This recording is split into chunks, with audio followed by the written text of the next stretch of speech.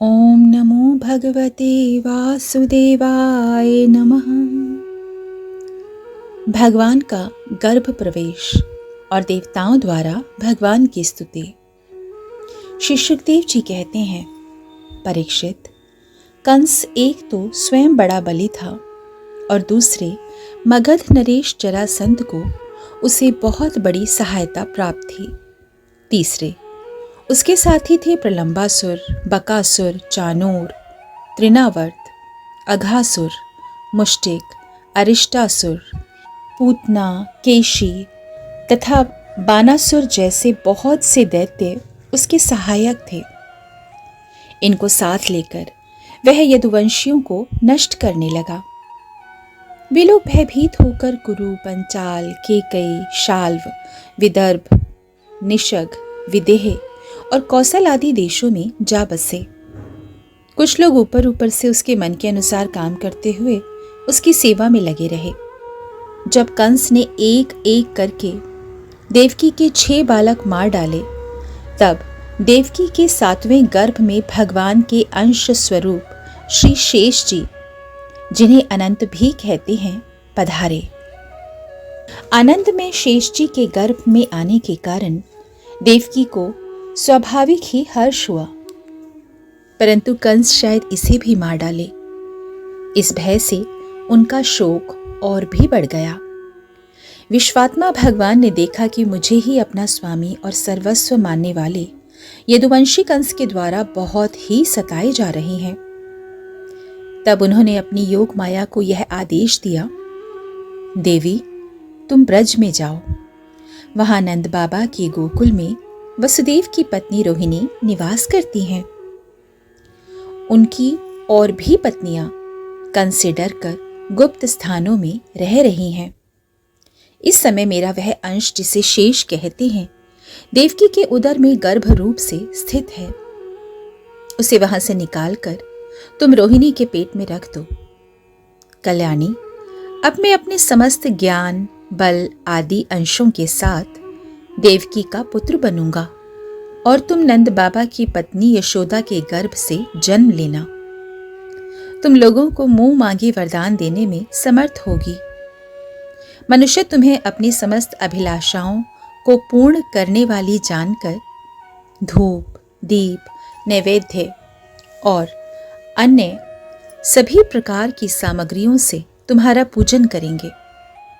पृथ्वी में लोग तुम्हारे लिए बहुत से स्थान बनाएंगे और दुर्गा, भद्रकाली, विजया, वैष्णवी, कुमुदा, चंडिका, कृष्णा, माधवी, कन्या, माया, नारायणी, ईशानी, शारदा और अंबिका आदि बहुत से नामों से पुकारेंगे। देवकी के गर्भ में से खींचे जाने के कारण शेष जी को लोग संसार में संकर्षण कहेंगे। लोक रंजन करने के कारण राम कहेंगे और बलवानों में श्रेष्ठ होने के कारण बलभद्र भी कहेंगे। जब भगवान ने इस प्रकार आदेश दिया, तब योग माया ने जो आज्ञा कहकर उनकी बात शिरोधार्य की और उनकी परिक्रमा करके वे पृथ्वी लोक में चली आईं। तथा भगवान ने जैसा कहा था उन्होंने वैसा ही किया। जब योग माया ने देवकी का गर्भ ले जाकर रोहिणी के उदर में रख दिया, तब पुरवासी बड़े दुख के साथ आपस में कहने लगे, हाय, बेचारी देवकी का यह गर्भ तो नष्ट ही हो गया। भगवान भक्तों को अभय करने वाले हैं। वे सर्वत्र सब रूपों में हैं। उन्हें कहीं आना जाना नहीं है। वे वसुदेव जी के मन में अपनी समस्त कलाओं के साथ प्रकट हो गए। उसमें विद्यमान रहने पर भी अपने को अव्यक्त से व्यक्त कर दिया। भगवान की ज्योति को धारण करने के कारण वसुदेव जी सूर्य के समान तेजस्वी हो गए। उन्हें देखकर लोगों की आंखें चौंधिया जाती। कोई भी अपने बल, वाणी या प्रभाव से उन्हें दबा नहीं सकता था। भगवान के उस ज्योतिर्मय अंश को, जो जगत का परम मंगल करने वाला है, वसुदेव जी के द्वारा आधान किए जाने पर देवी देवकी ने ग्रहण किया। जैसे पूर्व दिशा चंद्रदेव को ग्रहण करती है, वैसे ही शुद्ध सत्व से संपन्न देवी देवकी ने विशुद्ध मन से सर्वात्मा एवं आत्म स्वरूप भगवान को धारण किया। भगवान सारे जगत के निवास स्थान है। देवकी उनका भी निवास स्थान बन गई, परंतु घड़े आदि के भीतर बंद किए हुए दीपक का और अपनी विद्या दूसरे को न देने वाले ज्ञान खल की श्रेष्ठ विद्या का प्रकाश जैसे चारों ओर नहीं फैलता, वैसे ही कंस के कारागार में बंद देवकी की भी उतनी शोभा नहीं हुई। देवकी के घर में भगवान विराजमान हो गए थे। उसके मुख पर पवित्र मुस्कान थी और उसके शरीर की कांति से बंदी ग्रह जगमगाने लगा था। जब कंस ने उसे देखा तब वह मन ही मन कहने लगा, अब की बार मेरे प्राणों के ग्राहक विष्णु ने इसके गर्भ में अवश्य ही प्रवेश किया है, क्योंकि इसके पहले देवकी ऐसे कभी नहीं थी। अब इस विषय में मुझे शीघ्र से शीघ्र कुछ करना चाहिए। देवकी को मारना तो ठीक ना होगा, क्योंकि वीर पुरुष स्वार्थवश अपने पराक्रम को कलंकित नहीं करते। एक तो यह स्त्री है, दूसरे बहन और तीसरी गर्भवती है। इसको मारने से तो तत्काल ही मेरी कीर्ति, लक्ष्मी और आयु नष्ट हो जाएंगे। वह मनुष्य तो जीवित रहने पर भी मरा हुआ ही है, जो अत्यंत क्रूरता का व्यवहार करता है। उसकी मृत्यु के बाद लोग उसे गाली देते हैं। इतना ही नहीं, वह देह अभिमानियों के योग्य घोर नरक में भी अवश्य अवश्य जाता है। यद्यपि कंस देवकी को मार सकता था, किंतु स्वयं ही वह इस अत्यंत क्रूरता के विचार से निवृत्त हो गया। अब भगवान के प्रति दृढ़ बैर का भाव मन में गांठकर उनके जन्म की प्रतीक्षा करने लगा। वह उठते बैठते, खाते पीते, सोते जागते और चलते फिरते सर्वदा ही श्री कृष्ण के चिंतन में लगा रहता था। जहां उसकी आंख पड़ती, जहां कुछ खड़का होता, और वहीं उसे श्री कृष्ण दिख जाते थे। इस प्रकार उसे सारा जगत ही श्री कृष्ण में दिखने लगा। परीक्षित, भगवान शंकर और ब्रह्मा जी कंस के कैद खाने में आए थे।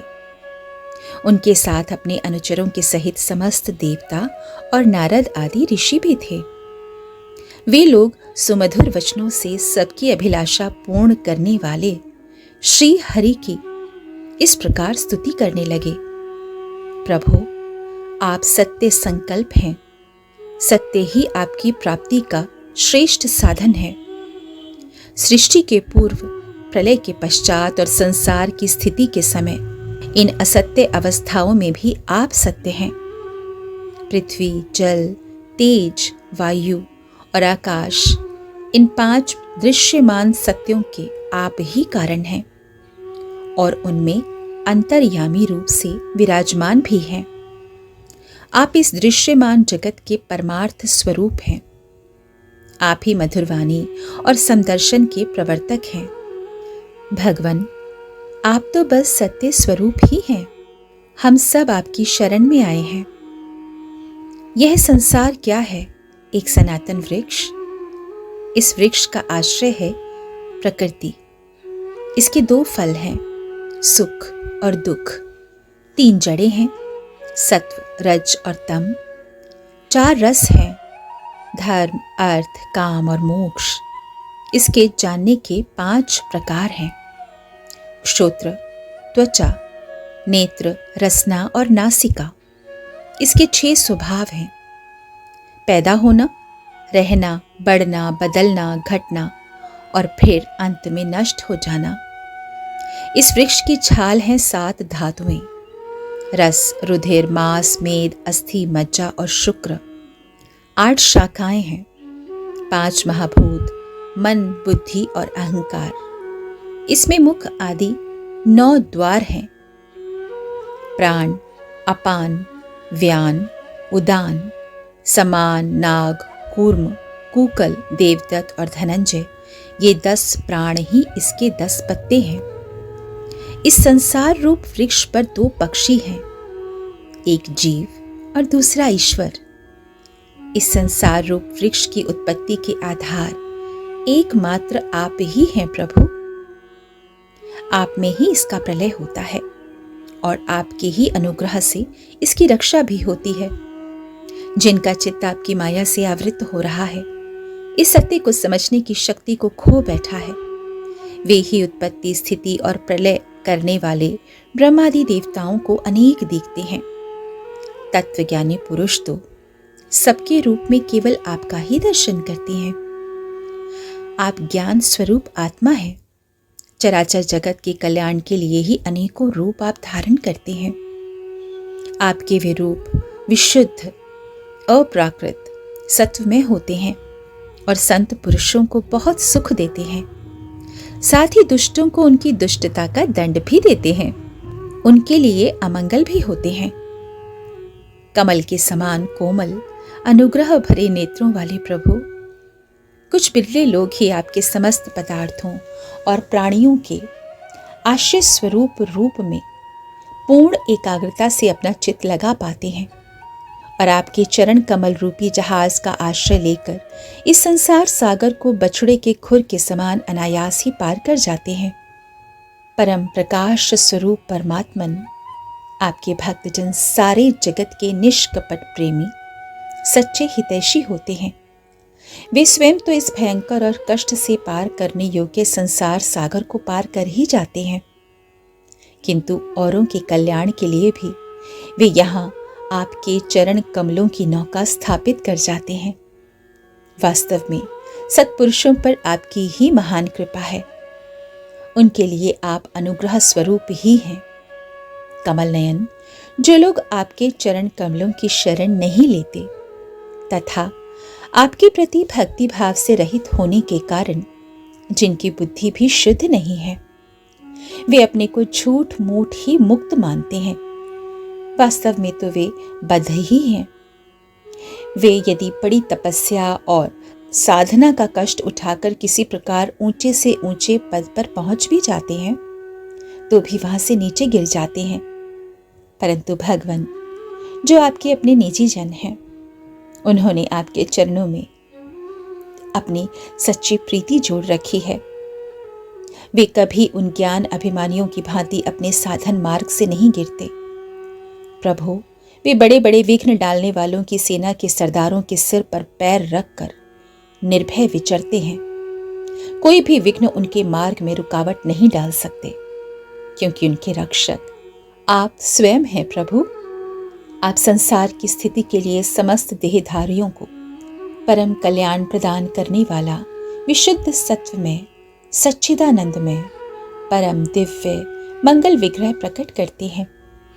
उस रूप के प्रकट होने से आपके भक्त वेद, कर्मकांड, अष्ट योग, तपस्या और समाधि के द्वारा आपकी आराधना करते हैं।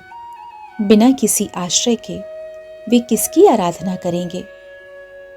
प्रभु, आप सबके विधाता हैं। यदि आपका यह विशुद्ध सत्व में निज स्वरूप ना हो तो अज्ञान और उसके द्वारा होने वाले भेदभाव को नष्ट करने वाला अपरोक्ष ज्ञान ही किसी को ना हो। जगत में दिखने वाले तीनों गुण आपके ही हैं, आपके द्वारा ही प्रकाशित होते हैं, यह सत्य है। परंतु इन गुणों की प्रकाशक वृत्तियों से आपके स्वरूप का केवल अनुमान ही होता है, वास्तविक स्वरूप का साक्षात्कार नहीं होता। आपके स्वरूप का साक्षात्कार तो आपके इस विशुद्ध सत्वमय स्वरूप की सेवा करने पर ही होता है, और सेवा करने के पश्चात आपकी कृपा से भगवान मन और वेद वाणी के द्वारा केवल आपके स्वरूप का अनुमान मात्र ही होता है, क्योंकि आप उनके द्वारा दृश्य नहीं, उनके साक्षी हैं। इसलिए आपके गुण, जन और कर्म आदि के द्वारा आपके नाम और रूप का निरूपण नहीं किया जा सकता। फिर भी प्रभु, आपके भक्तजन उपासना आदि क्रिया योगों के द्वारा आपका साक्षात्कार तो करते ही हैं। जो पुरुष आपके मंगलमय नामों और रूपों का श्रवण, कीर्तन, स्मरण और ध्यान करता है और आपके चरण कमलों की सेवा ही अपना चित्त लगाए रहता है, उसे फिर जन्म मृत्यु रूप संसार के चक्र में नहीं आना पड़ता। संपूर्ण दुखों के हरने वाले भगवान आप सर्वेश्वर हैं। यह पृथ्वी तो आपका चरण कमल ही है। आपके अवतार से इसका भार दूर हो गया प्रभु। धन्य है, धन्य है। हमारे लिए यह बड़ी सौभाग्यशाली बात है कि हम लोग आपके सुंदर सुंदर चिन्हों से युक्त चरण कमलों के द्वारा विभूषित पृथ्वी को देखेंगे और स्वर्ग लोक को भी आपकी कृपा से कृतार्थ देखेंगे। प्रभु, आप अजन्मा हैं। यदि आपके जन्म के कारण के संबंध में हम कोई तर्क ना करें तो यही कह सकते हैं कि यह आपका एक लीला विनोद है। ऐसा कहने का कारण यह है कि आप तो द्वैत के लेश से रहित सर्व अधिष्ठान स्वरूप हैं और इस जगत की उत्पत्ति, स्थिति तथा प्रलय अज्ञान के द्वारा आप में आरोपित हैं। प्रभु, आपने जैसे अनेकों बार मत्स्य, हयग्रीव, कच्छप, नरसिंह, वराह, हंस, राम, परशुराम और वामन अवतार धारण करके हम लोगों की और तीनों लोकों की रक्षा की है, वैसे ही आप इस बार भी पृथ्वी का भार हरण कर लीजिए प्रभु, हरण कर लीजिए। यदुनंदन, हम आपके चरणों में वंदना करते हैं। देवकी जी को संबोधित करके, माता जी, यह बड़े सौभाग्य की बात है कि आपकी कोख से हम सबका कल्याण करने के लिए स्वयं भगवान पुरुषोत्तम अपने ज्ञान बल आदि अंशों के साथ पधारे हैं। अब आप कंस से तनिक भी मत डरिए। अब तो वह कुछ ही दिनों का मेहमान है। आपका पुत्र यदुवंश की रक्षा करेगा। श्री सुखदेव जी कहते हैं, परीक्षित, ब्रह्मादि देवताओं ने इस प्रकार भगवान की स्तुति की। उनका रूप यह है, इस प्रकार निश्चित रूप से तो नहीं कहा जा सकता। सब अपनी अपनी मति के अनुसार उसका निरूपण करते हैं। इसके बाद ब्रह्मा जी और शंकर जी को आगे करके देवगण स्वर्ग लोक को चले गए। दूसरा अध्याय समाप्त हुआ।